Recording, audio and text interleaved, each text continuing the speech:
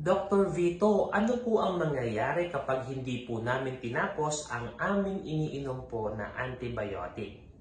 Yung mga disease-causing bacteria ay hindi po napapatay lahat. Kaya po yung mga natitirang bacteria ay pwede pa po mag-cause ng infection at komplikasyon.